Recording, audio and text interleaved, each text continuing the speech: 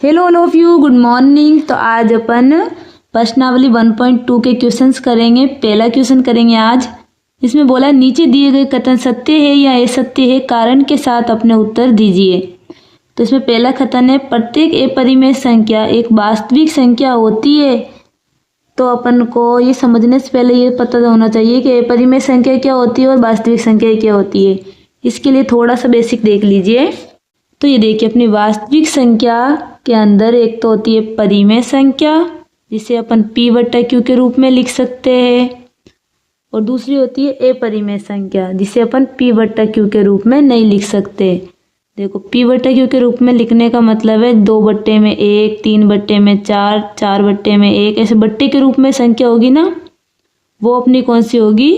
परिमेय संख्या। और जिसको p/q के रूप में नहीं लिखी जा सकती, जैसे कि √2, √3, पाई, ऐसी संख्या अपनी क्या होती है? अपरिमेय संख्या। देखिए, √2 की वैल्यू क्या होती है? 1.4142 ऐसे अनंत तक जाती रहती है। और पाई की वैल्यू होती है 3.1415 ऐसे अनंत तक जाती रहती है। देखो, पाई का मान 22/7 के बराबर इसको अपन जब क्वेश्चन करते हैं ना तो मान लेते हैं, लेकिन इसकी ये रियल वैल्यू नहीं होती। ओके, इसकी रियल वैल्यू होती है 3.1415 ऐसे अनंत तक जाती रहती है। तो ये जो संख्या है जिनके बारे में हमको पता नहीं होता ये कहाँ तक जा रही है, तो इनके अपॉन में अपन 1 भी नहीं लिख सकते, यानी ये p/q के रूप में नहीं लिखी जाती। तो ये सारी संख्या कौन सी आ जाएगी? अपनी अपरिमेय संख्या। ओके, तो अब अपन फिर से अपन क्वेश्चन की तरफ बढ़ते हैं। तो प्रश्नावली 1.2 के क्वेश्चन को मैंने अपनी नोटबुक में लिख लिया है। तो देखिए, पहला कथन था अपना प्रत्येक अपरिमेय संख्या एक वास्तविक संख्या होती है। तो देखिए, प्रत्येक अपरिमेय संख्या यानी कि सारी की सारी अपरिमेय संख्या है ये, क्या ये वास्तविक संख्या होती है? तो इसका उत्तर क्या हो जाएगा? ये कथन सत्य हो जाएगा, क्योंकि अपनी अपरिमेय संख्या है ना, ये क्या है? वास्तविक संख्या के अंदर आती है। तो यानी कि जिनका जो प्रत्येक अपरिमेय संख्या ये पूरी की पूरी अपनी वास्तविक संख्या में आ जाएगी। तो ये कथन में अपन हल में क्या लिखेंगे? हल सत्य। देखो, सत्य और असत्य बताना था और उसका कारण भी लिखना है। तो इसका कारण क्या हो जाएगा? क्योंकि वास्तविक संख्या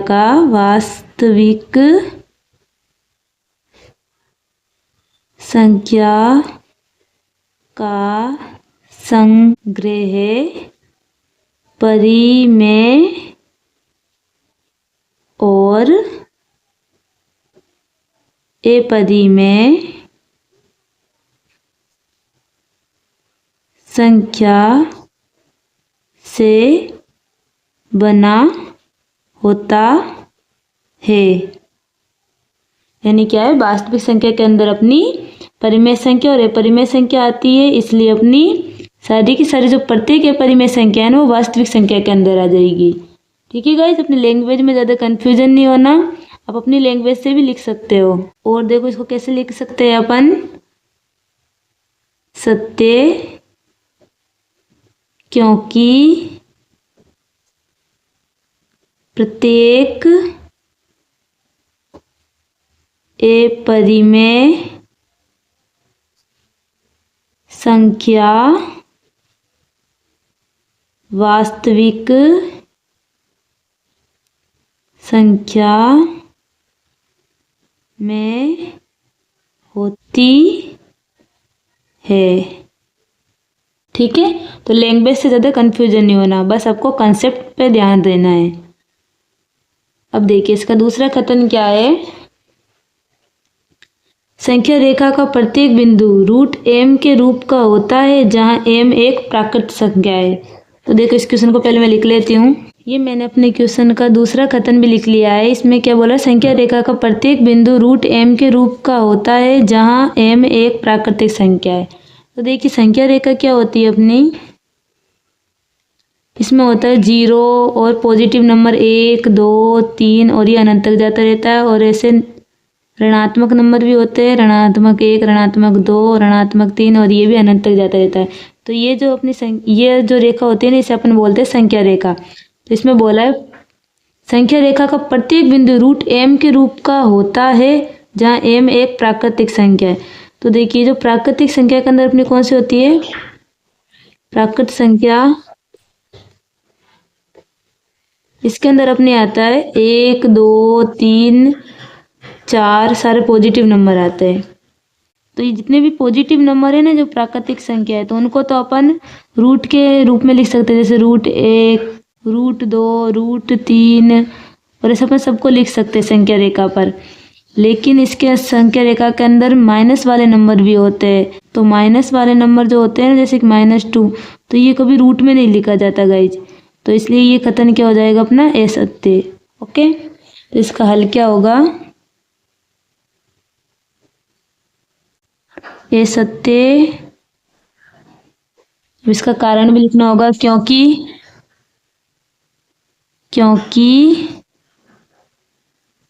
संख्या रेखा पर ऋणात्मक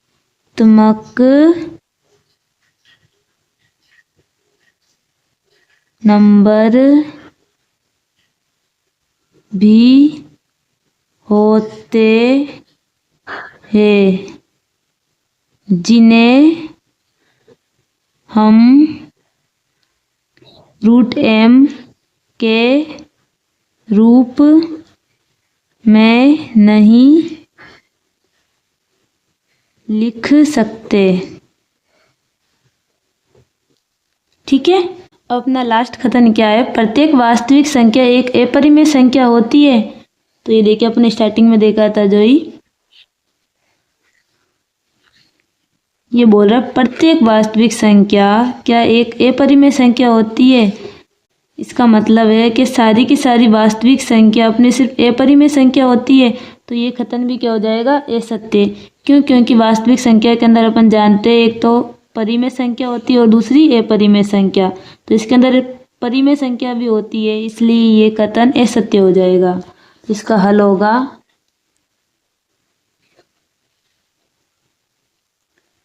असत्य, क्योंकि वास्तविक संख्या का संग्रह परिमेय और अपरिमेय